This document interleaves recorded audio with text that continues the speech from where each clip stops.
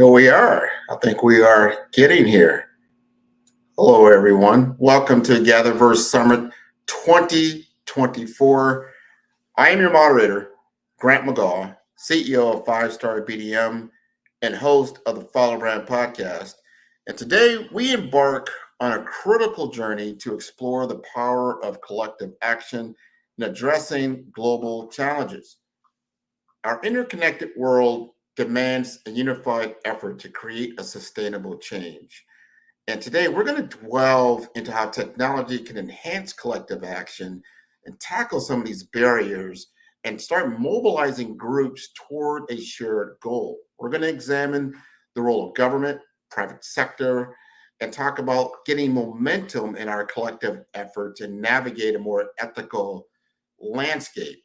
Now, our discussions will also cover the transformative potential of collective action on policy, societal norms, and in addressing systemic inequalities. And we'll also explore the effective ways to measure and communicate the impact of our action. So, this is a platform for inspiration, talents, and collaboration. So, let's use this opportunity to foster meaningful change. Thank you for joining us in this essential dialogue at the GatherVerse Summit 2024. And so we've got a couple of gentlemen here that cannot wait to jump into this discussion. And I'm going to start with James. Some of us know who Christopher is, but we're getting him introduced as well. But James, if you would so kindly introduce yourself as we begin this panel. And then I'm going to start asking you about this first question on how can technology facilitate a more effective collective action. So take it away, James. Hi, everyone. Thank Grant for for welcoming me here. So my name is James Badwell. I am the founding product designer at Mintlify. So Mintlify is basically an organization trying to improve or enhance developer communications. So currently we have a product that helps developers build product documentations. Before Mintlify, I helped co-found ADP List, which is a platform that helps democratize mentorship. So at ADP List, we believe that mentorship, education in general should be accessible and affordable. And so we created this platform where people can reach out to organization leaders in top organizations across the world, and then they can learn from them. And so that's a brief introduction about me. Yeah.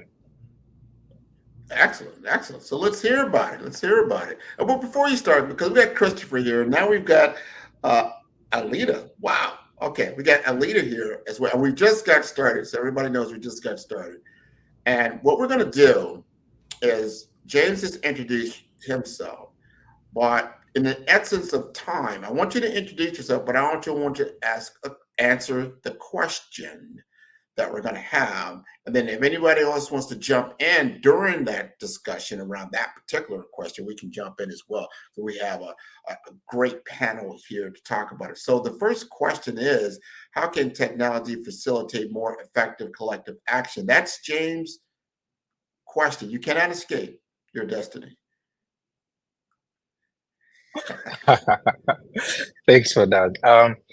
I think there is just a lot technology can be used for. Obviously, we cannot ignore the good and bad sides of technology, but what do we mean by collective action? Basically, it's really just how, as a united front, individuals, communities, organizations worldwide can basically tackle complex issues.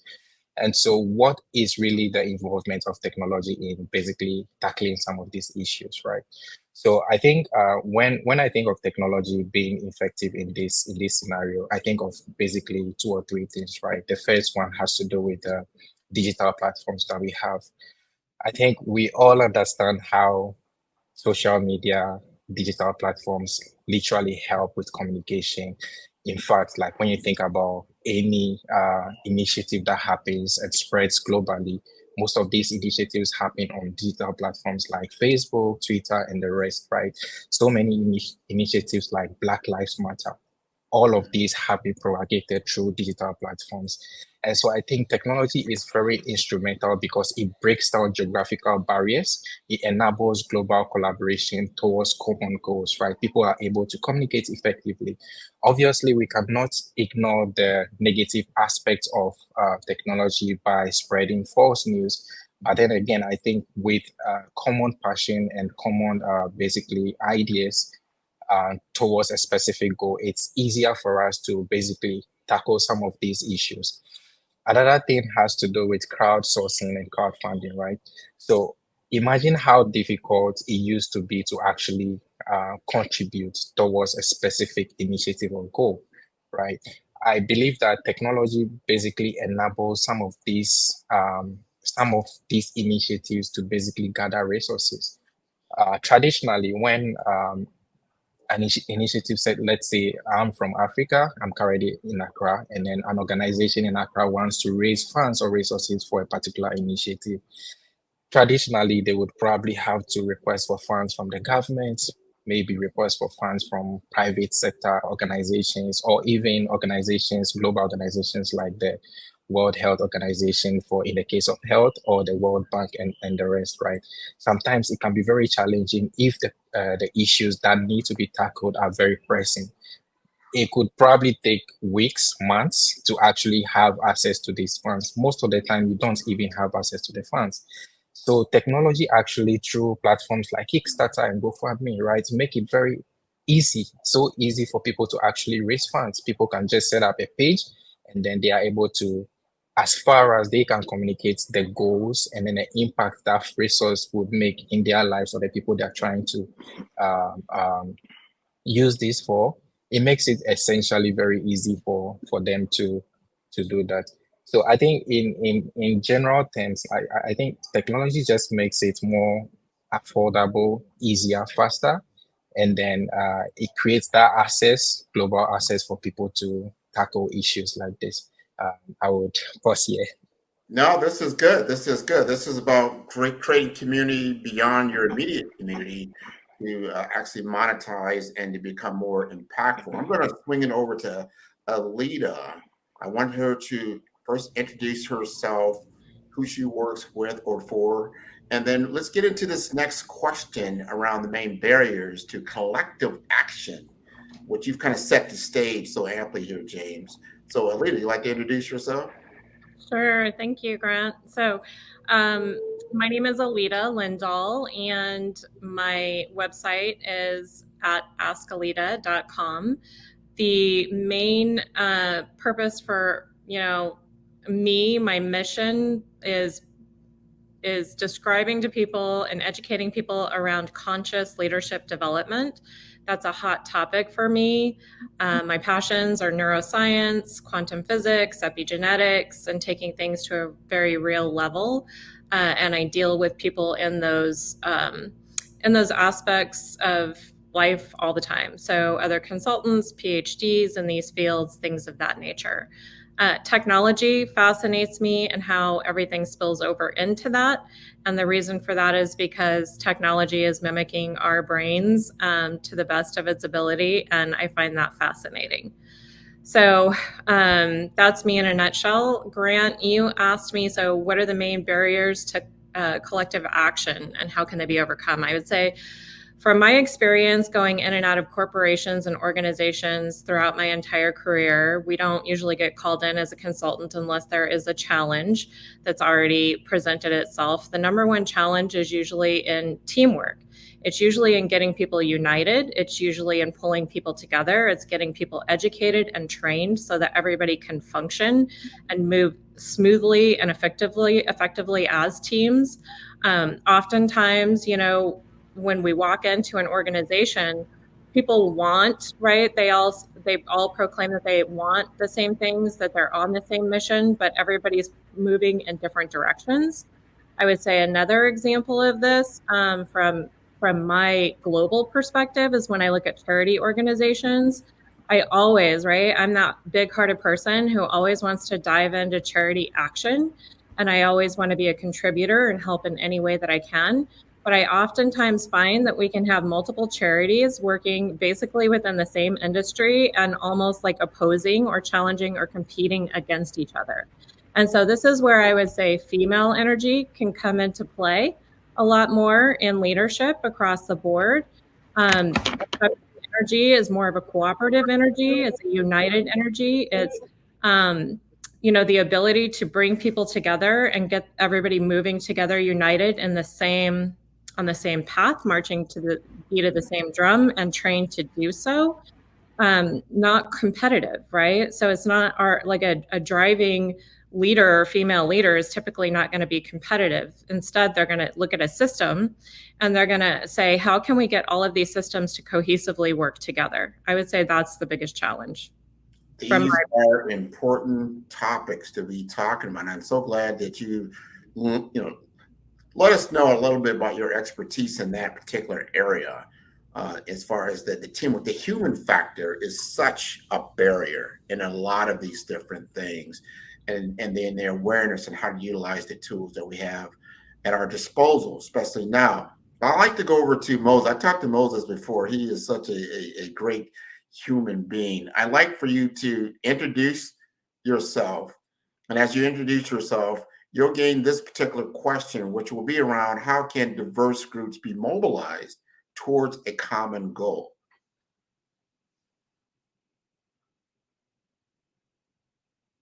You're on mute right now. All right, I think I'm live now. Yes. All right, my name is Marcus Daniel Moses. I'm founder and executive director of the Mo Center.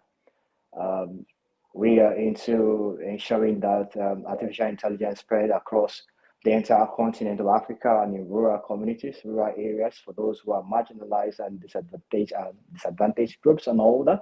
And aside that, we are trying to ensure that the world has a spectrum of human-centered tech innovation, because we at the Mo Center believe that what is tech without human innovation? And if you extricate humanity from tech innovations, then humanity is near to extinction. And as well, we are pushing for the narrative for ethical and a more purposeful-driven technology. And aside that, we are bringing up frameworks, we are bringing up analogies that can help drive the conversation for a well-rounded and meaningful tech innovation, as well as artificial intelligence. Aside that, what we do at the Mo Center is to bring up repertoires of policies that can help guide developers to ensure that these artificial intelligence mechanisms do not overshoot their intendedness at the terms of the end usage. And these are many more of what we do at the Mo Center to ensure the world is a better place with artificial intelligence, because we believe artificial intelligence can drive the world to a more united and unified place. That's what we do at the Mo Center. To tackle your question, how can the diverse groups be mobilized towards a common goal? I would like to use AI as a case study. The world today is unified in the pursuit of global, harnessing global footing in terms of AI. We have the OECD policy, we have the UN expert group policy on the artificial intelligence. Several countries have also gone ahead, Norway, Sweden, the UK, the US, China, they've gone ahead to spearhead their individual UK policies. But how do we mobilize these groups? How do we mobilize these countries? For me, everything so far done has been more of a sovereign input in terms of the spearheading growth for AI and a unified approach. But how do we mobilize the entire world? Because the entire world is filled with diverse groups. We have several people from several backgrounds, the global south, the global north. We have different people with different languages. So how do we break these barriers and unite this diverse group to be mobilized towards a common goal of ensuring that AI does not outrun innovation? Because when AI outpaces innovation, the world will be at risk. AI has been regarded as a Frankenstein monster. So how do we unanimously and collectively tackle this Frankenstein monster in this industrial revolution? And that's the place of having a unified approach. What do I mean by unified approach? Without a unified approach, we as diverse groups cannot be mobilized towards a common goal. Without a unified approach, we as the world cannot be, in one voice.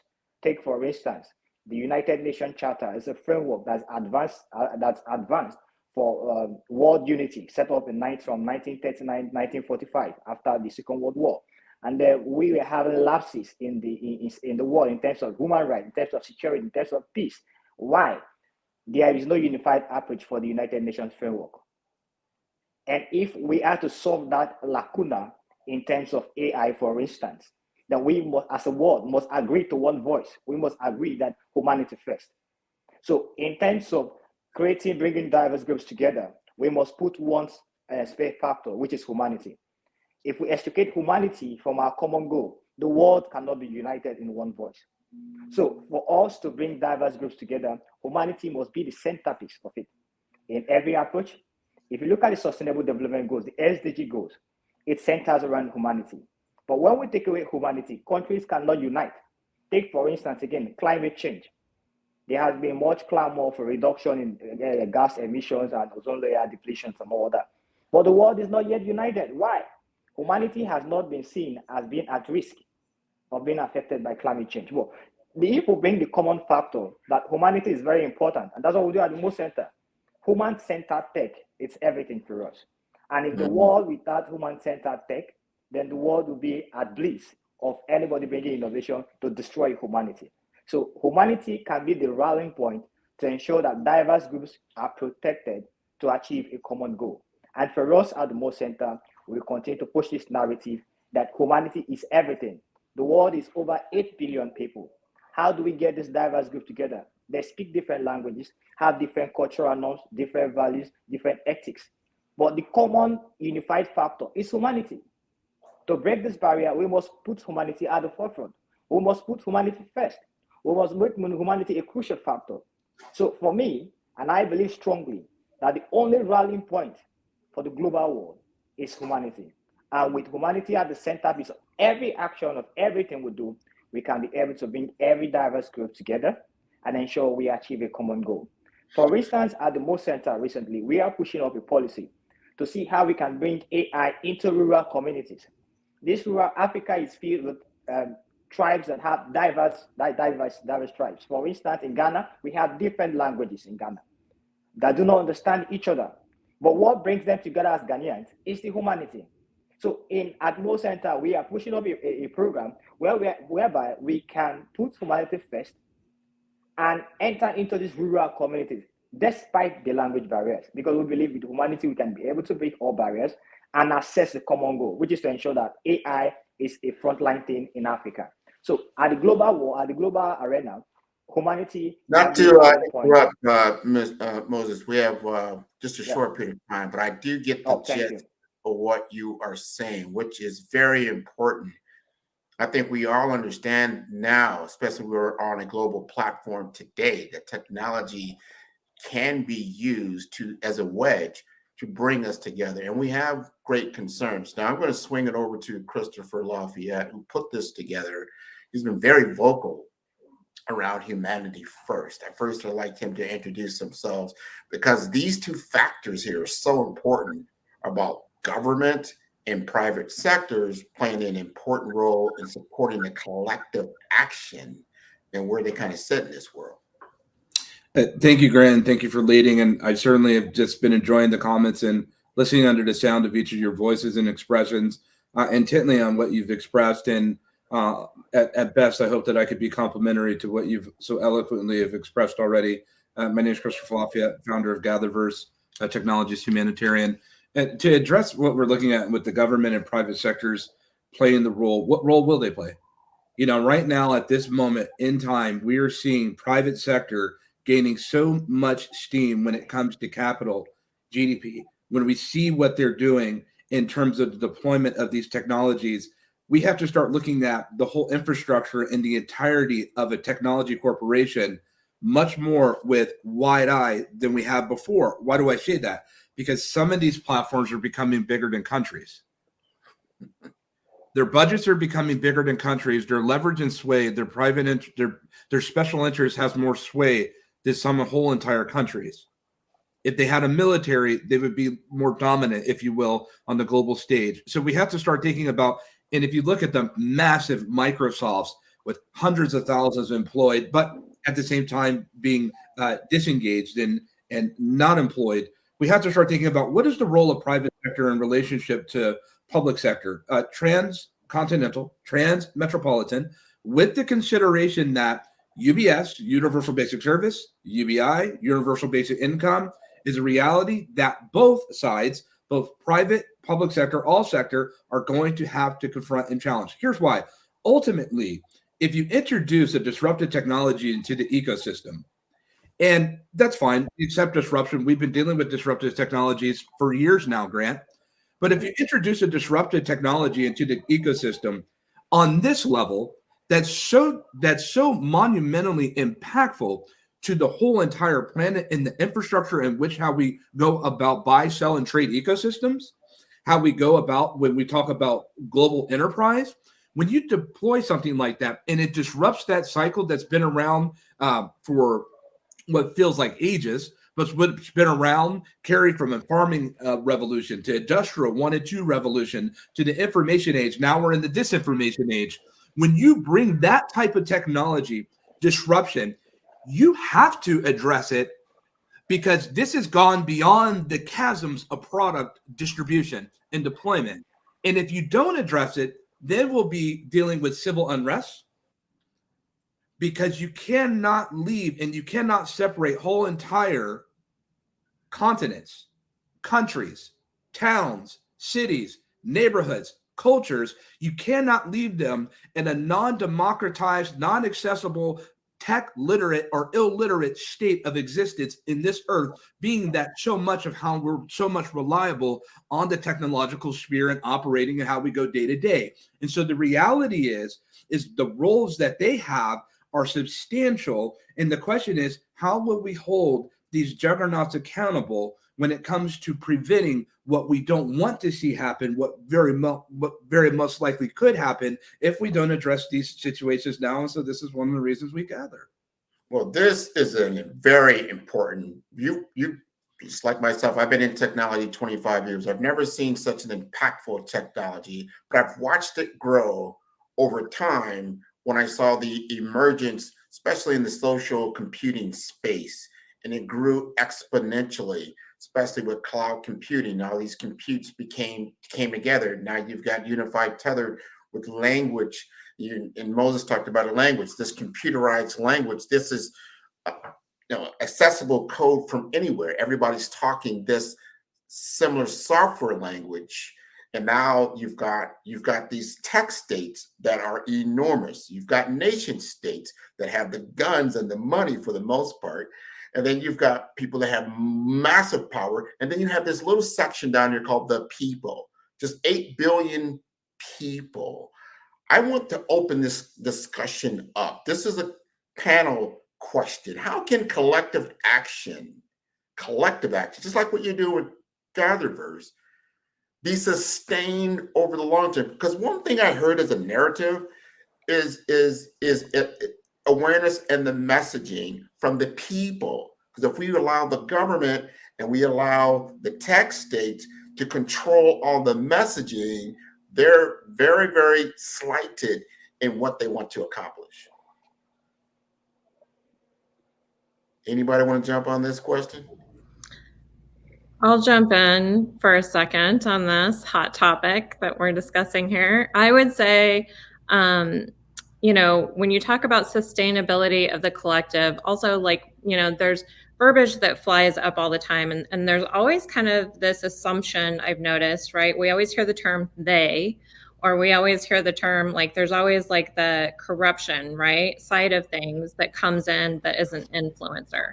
And so the thing is, the more platforms that can remain open, that can remain like this, right, where it's a human think tank and people come in and they get to share their thoughts and their vulnerabilities and their stories, right, then that's what truly connects people. That's true. What truly unites people. Oftentimes, in my experience in dealing with clients, I find that it often is the traumas, it's the stories, it's the shared vulnerabilities that is actually the golden thread that allows people to understand that we're all interconnected far deeply than we ever thought we were before.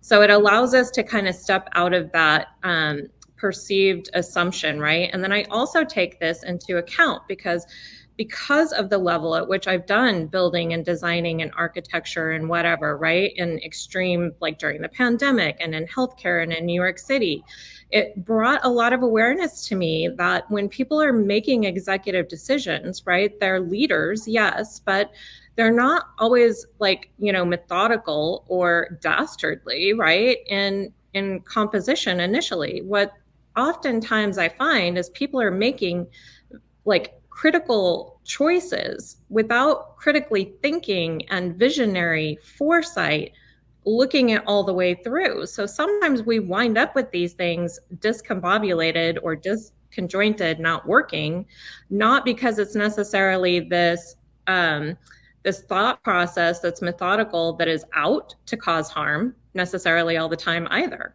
And so I think we need to pull back, and I think our terms and what we use, right, our verbiage becomes very important.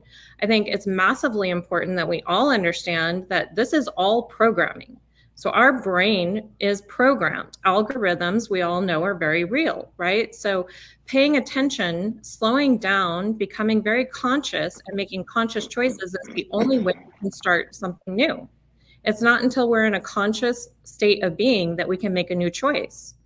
So I would encourage everybody to continue to come together on platforms like this. This is what's going to sustain things. The communication has to remain open. From my perspective, it has to remain open. The more it remains open, we go from this talk of revolution, right? And angst and fight and battle. Like, it doesn't have to be like that. We can evolve. We can evolve with new choices and new decisions. We don't have to repeat history time and time again. We can be. I would hope not. I want to hear, I see all the head nodding, like, yeah, because collective action, as we have seen in history, here we are toward the end of Black History Month, and you begin to understand how you get change, whether it was the civil rights here in the United States or what took place in India, other parts of the world, is that you had to have some kind of disruption. You know what? You had to stop participation in the system to gain attention. What say you? Who else would like to chime in on this? I'd like to speak on something. I think when I think about sustainability, I really just think about longevity and then scale, right? So if you want to sustain something, how can you scale it to the point where you maximize resources? And so to your question, I think it's important to institutionalize actions. So for instance, after the World War II, right, the UN was formed. And everybody here can attest to the impact of the UN, right? I think in order to sustain certain collective actions, it's important to institutionalize most of these actions that we plan on implementing. So once these things are institutionalized, it's easy for us to basically generate permanent or create permanent platforms for some of these collective actions to be or efforts to be sustained or actioned. Another thing I also think about is adaptive strategies. Being in the startup space for a very long time and in technology, I think everybody here probably knows about agile methodology. I think when organizations are working or like global organizations are building projects, it's sometimes unrealistic to actually build projects on a specific scale. They usually do not think of projects in an iterative like project cycles, right? And I think adopting some of these strategies that are used in smaller scale project management, like agile methods, helps organizations to actually build collective actions that remain relevant and effective over time without necessarily just spending so much money or resources on a specific project and then realizing later on that, okay, it's not necessarily generating the impact or creating the impact we are looking for. And so I think that's something I believe can really help in sustaining long-term collective actions. This is good. We're going to swing it over to ethics. And I'm just looking at Moses and Lafayette ethics, because when you start thinking about sustainability, collective action, we've got platforms now you can actually do these types of things. But then you've talked about resources, resources is so important. We take advantage of having internet access in the United States. We have electricity, we have an electrical grid that's pretty much sustainable. This is not worldwide. So there's disadvantages in other areas. However, if we start seeing that we have either our governments are doing things that are not in the people's interest, or we have tech states that are not doing things in the people's interest, this is the leveraging of power. What is the ethical considerations that we can utilize to have a voice in this new economy? Moses or Lafayette, you want to jump in? Moses, please. Can you hear? Okay, that's fine. He's on mute. So with what okay, Moses, you're good. Go ahead. All right, you can go ahead. You can go ahead. No, please, I beg you. All right. It's all right. Definitely, you said it all when you stated that in every innovation, in every fervency of issues that require contemporary application, there are merits and there are demerits, and I completely agree with that. In organizing collective action, there are demerits to these things, and these are the ethical considerations that we must gather and put in place before we ensure that there's sustainability. First, there's this issue of bias that could arise in collective action. There's this issue of some groups not being carried along, and these are groups that item vulnerable groups.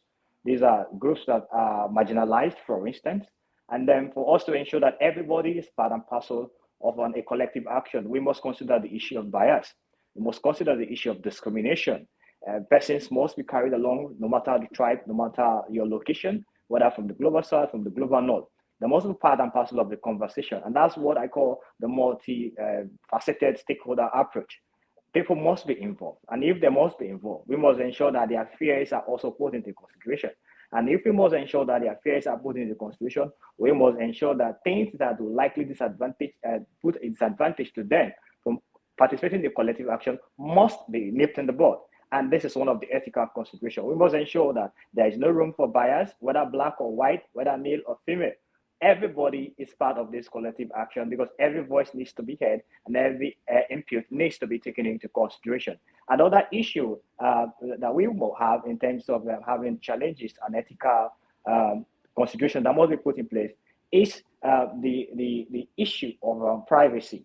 The internet, for instance, when we're talking about inclusion for everybody, an inclusive internet society, have we looked into the fact that there might be issues of data being lost, data being stolen, personal data being hacked into? So these are ethical grounds that we must put into maximum consideration to ensure that this collective action does not have a snag along the way. Interesting.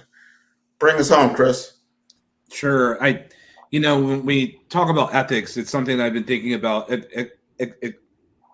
particular with the consideration and the magnitude of the scale of ethics itself. We tend to think about ethics stemming from morals. Morals are agreed upon rules. And when we think about the ethical ecosystem of consideration of information, I think that we have to start thinking in ethics not from only human to human, but now human to machine. The human to machine relationship, what is our ethical relationship with AI? It's multimodal in its scope. It's conversational AI. We're developing relationships with machines. This is the reality. And so when I think about the ECE framework that I deployed last summer, and just in per request submitted it to IEEE, thinking about ethical balance, if you will, and collaborative decision-making and emotional and social learning. That is the framework towards the new relationship that we will have with AI and the machine. As it gets closer to artificial intelligence, Elena just touched on it, about it's mimicking our brains, the way that we operate. The reality is that we're starting to see these machines, they're quite capable, aren't they? And being that we're seeing this, Alita, and I'll kick over to you on this, I just believe that I want to start thinking of ethics not from peer to peer, person to person, but person to person with the relationship and the machine in the middle, if you will. And then I'll just say that I really appreciate Alita went from revolution to evolution. I wholeheartedly subscribe to that. Yes. Elena, you want to jump in? I don't have a whole lot additional to add to this other than, obviously ethics is the name of the game. And I have been very conscious about actively putting my voice into AI. I will say that I'm not shying away from it because I'm very aware of this interaction and the importance of it. And it's very important that my voice be embedded in it. I strongly feel that, right? And that my communication systems with AI, my interactions, my creativity with AI, be able to impact the world, right? Be able to be resourced. So I'm leaning into it. I'm not running away from it. Like, fear serves nothing in this aspect. I totally agree. I think this has been a great discussion. We are going to wrap up, but I want people to really think about this. As my years on this planet have showed me, a lot of things that we imagine become real. And if you think about how we have played with science fiction, and we see through Star Wars and how we've got C-3PO as like a person, and how we've interacted with a lot of these different things, we are being ready for another plateau of human experience.